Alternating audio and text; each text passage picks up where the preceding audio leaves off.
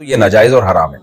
البتہ یہ ہے کہ شرط نہ لگائیں کمیٹی میں شرکت کے لیے، کمیٹی میں شرکت کوئی شرط سے پاک رکھیں، ویسے ہی دوستی یاری میں کہتے ہیں یار جس کی پہلے کمیٹی نکلے گی بھائی وہ ہمیں سب کو کھانا کھلائے خوشی میں، تو وہ پابند تو نہیں ہوگا لیکن ایک خوشی میں دوست جیسے ایک دوسرے کو کہتے ہیں اگر یہ ہو گیا تو ہمیں کھانا کھلائے گا، تو ہمیں مٹھائی کھلائے گا، اس طرح لگا دیں تو وہ پابند نہ ہو کہ نہیں کھلائے گا تو اس کو دباؤ ڈالا جائے یا وہ مجبور ہو جائے۔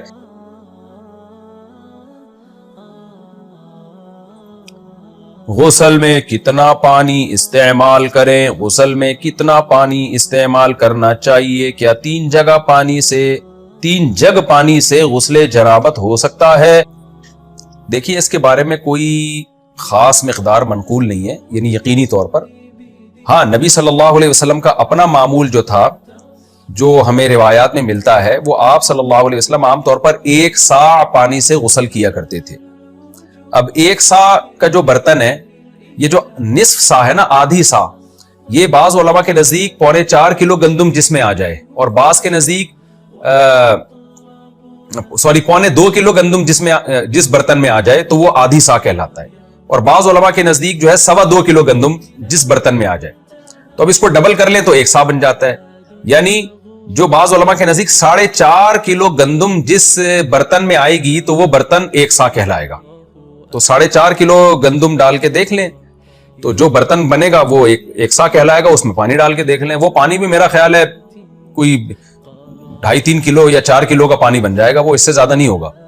تو بہت تھوڑے پانی میں آپ صلی اللہ علیہ وسلم غسل کیا کرتے۔ بعض علماء کی رائے کہ 4 کلو پانی جس برتن میں آ جائے، یعنی اس روایت سے ایک استیناس کیا گیا، استدلال تو نہیں کہہ سکتے، استیناس یعنی ایک دلیل کے قریب استیناس کہا جاتا ہے، یعنی ایک دلیل کے قریب ایک چیز ہمیں ملتی ہے جس سے ہم استدلال کسی نہ کسی درجے میں کر سکتے ہیں کہ بھئی 4 ساڑھے 4 پونے 4 کلو تک تقریباً پانی ہوا کرتا تھا جس میں آپ صلی اللہ علیہ وسلم غسل کیا کرتے تھے، یا اس سے زیادہ آسان بات یہ ہے کہ وہ برتن جس میں 4.5 کلو گندم آ جائے، اگر ہم 2.25 کلو گندم والے قول کو لیتے ہیں۔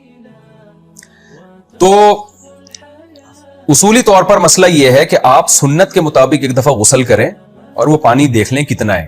تو ہر آدمی کا سنت غسل کا پانی، کیونکہ بعض لوگوں کا جسم لمبا ہے، بعض چھوٹے سے ہیں، تو قد ان کا چھوٹا ہے تو اس میں کم لگے گا، تو غسل کا جو سنت طریقہ ہے نا اس کو فوکس کریں۔ برتن میں پانی رکھیں، آپ نے چلو سے پانی لیا اور اپنے ہاتھوں کو 3 دفعہ چلو سے دھو لیا، اور پھر 3 دفعہ کلی کی، 3 دفعہ ناک میں پانی ڈالا، پھر وضو کیا، پھر دونوں چلو سے پانی اٹھا کے سر پہ ڈالا، تو اس طرح سے پھر آپ نے دائیں کندھے پہ بائیں کندھے پہ 3 دفعہ ڈال کے پورے جسم کو دھو لیا، تو آپ اندازہ لگا لیں کتنا پانی خرچ ہو رہا ہے، تو اتنا پانی ہی خرچ کرنا چاہیے۔ البتہ اگر آپ نے صابن لگانا ہے تو ظاہر ہے اس میں تھوڑا پانی زیادہ خرچ ہوگا، تو اس لیے اس بحث میں میرا خیال ہے پڑھنا اتنا ضروری نہیں ہے، کیونکہ ہر آدمی کے غسل کا طریقہ پھر جسم میں لگا کے آ رہا ہے۔ شیمپو لگایا تو پانی اتارنا، شیمپو اتارنا مشکل ہو جاتا ہے، وہ تو چلوؤں سے نہیں اترتا شیمپو، اس میں تو سر کو اچھی طرح پانی سے رگڑنا پڑتا ہے، صابن میں بھی ایسا ہی ہے۔ تو اس میں پھر یہ ہے کہ اس بحث میں پڑھنے کے بجائے کہ کتنا پانی استعمال کرنا چاہیے، اصل یہ ہے کہ آپ غسل میں کم سے کم پانی استعمال کریں جس میں آپ کی جسم کی پراپر صفائی ہو جائے اور سنت غسل ہو جائے۔ پانی ضائع نہ کریں، بس یہ بھی کر لیا تو کافی ہے۔ ضائع کا کیا مطلب ہے؟ بالٹی میں پانی بھرا آپ نے اور پانی بہ رہا ہے اور آپ مگوں پہ مگے پھینکتے جا رہے ہیں، اپنے اوپر پھینکتے جا رہے ہیں اور ادھر پانی بہتا جا رہا ہے، یا شاور کھول کے آپ کھڑے ہو گئے تو اب پولیس آ رہی ہے آپ کو وہاں سے نکالنے کے لیے، بھائی ہٹ جا یار، اور بھی محلے والے ہیں، وہ اوپر فلیٹوں میں ایک ہی ٹینکی ہے، سب نے اسی سے استفادہ کرنا ہے۔ یا وہمی ہے آپ کو کا غسل ہی نہیں ہو رہا، آپ رگڑتے چلے جا رہے ہیں، آپ کو پھر بھی شک ہے پتہ نہیں جسم گیلا ہوا بھی ہے کہ نہیں ہوا۔ ایک صاحب میں نے بتایا تھا نا، مجھے واش روم سے فون کیا کہ میں 1 گھنٹے سے نہا رہا ہوں، میری فجر قضا ہو گئی لیکن مجھے ابھی بھی شک ہے کہ پتہ نہیں میرا غسل ہوا بھی ہے کہ نہیں ہوا۔ اس بیماری کو ختم کریں تو یہ زیادہ ضروری ہے، اور پانی کم سے کم استعمال کریں۔ نہیں جی، دل میں قرات کرنے سے نماز نہیں ہوتی، زبان کا ہلانا، تلفظ کا ادا کرنا یہ ضروری ہے۔ عورت رکوع میں کتنا جھکے؟ عورت رکوع میں ہلکا سا جھک کر نماز پڑھے تو کیا اس سے نماز ہو جائے گی؟ یہ گھٹنے پر ہاتھ رکھنا ضروری ہے۔ مسز ریاض ناروے سے، عورت کو سمٹ کے نماز پڑھنے کا حکم ہے، اس کے دلائل میں کئی بار دے چکا ہوں۔ تو سمٹنے میں یہ بھی داخل ہے کہ اس طرح نہ رکوع کرے جیسے مرد کرتے ہیں، بالکل اچھی طرح جسم کو پھیلا کے نہ کرے، بلکہ تھوڑا سا جھک جائے کہ گھٹنوں تک ہاتھ پہنچ جائیں۔ گھٹنوں سے ہاتھ کو اس طرح پکڑنے کی بھی عورت کو ضرورت نہیں ہے، بلکہ صرف ہاتھ پہنچ جائے اتنا، اور اس طرح مکمل پراپر طریقے سے جھک جائے وہ، تو اتنا کافی ہے، کیونکہ اس کے لیے سمٹنے کا حکم ہے۔ یہ اجماعی مسئلہ ہے، اس کی دلیل بھی اجماع ہے۔ दुआए कुनूत छूट गई तो सद्दा सहव से नमाज हो जाएगी। वितर की नमाज में दुआए कुनूत पढ़ने के बजाय रुकू में चले जाए तो सद्दा सहव से वितर मुकम्मल हो जाएगी। जी अगर सद्दा सहव कर लिया जाए ना, क्योंकि दुआए कुनूत पढ़ना वाजिब है।